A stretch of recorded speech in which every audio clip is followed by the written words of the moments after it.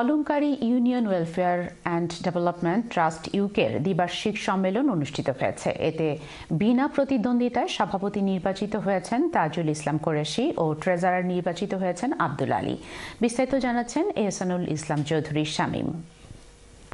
বিপুল উৎসাহ উদ্দীপনার মধ্যে দিয়ে মঙ্গলবার নর্থাম্পটন বাংলাদেশি অ্যাসোসিয়েশনের হলরুমে অলংকারী ইউনিয়ন ওয়েলফেয়ার ডেভেলপমেন্ট ট্রাস্ট ইউকের দ্বিবার্ষিক সম্মেলন অনুষ্ঠিত হয়। ট্রাস্টের বিদায়ী সভাপতি বাবলুল হোসেন বাবুলের সভাপতিত্বে ও সেক্রেটারি দেলোয়ার হোসেনের পরিচালনায় অনুষ্ঠিত হয়। সবার শুরুতেই পবিত্র কুরআন তেলাওয়াত করেন সাংগঠনিক সম্পাদক হাবিবুর রহমান। সভাপতি ও সেক্রেটারি বিগত দিনের কার্যক্রম ও আগামী দিনের পরিকল্পনা সবার সামনে তুলে ধরেন। বিগত এক বছরের আয় ব্যয়ের হিসাব পেশ করেন ট্রেজারার আব্দুল আলী। আমরা কারিগরি শিক্ষার জন্য প্রায় 70 জন মহিলাকে আমরা সেলাই মেশিন প্রশিক্ষণ দিয়েছি আমাদের এই সেশনে, এবং গতানুগতিক অন্যান্য সেবা কার্যক্রম যেমন রমজানে নগদ অর্থ বিতরণ, তারপরে বন্যা দুর্গত এলাকায় মানুষের জন্য খাদ্য বিতরণ, এগুলো আমরা চালিয়ে যাচ্ছি।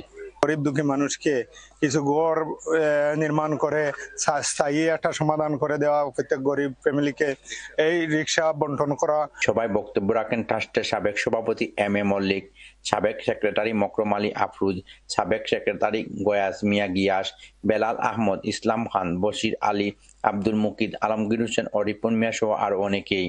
সবশেষে Alankari Union Welfare and Development Trust ইউকের সম্মেলন অনুষ্ঠিত হয়। এতে বিনা প্রতিদ্বন্দ্বিতায় সভাপতি নির্বাচিত হন তাজুল ইসলাম কুরেশি ও ট্রেজারার নির্বাচিত হন আব্দুল আলী। সেক্রেটারি পদে 2 জন প্রার্থী প্রতিদ্বন্দ্বিতা করেন। তারা হচ্ছেন বর্তমান সেক্রেটারি দেলোয়ার হোসেন ও রুহুল এ মুন্না। এতে দেলোয়ার হোসেন 22 ভোট পেয়ে পুনরায় নির্বাচিত হন। তার নিকটতম রুহুল এ মুন্না পান 10 ভোট। নির্বাচন কমিশনার হিসেবে দায়িত্ব পালন করেন ব্যারিস্টার আব্দুল শহীদ, কারি আব্দুর রউফ ও হাজি Abdul Hannan. Ehsanul Islam Chowdhury Shamim, Channel S News, Northampton.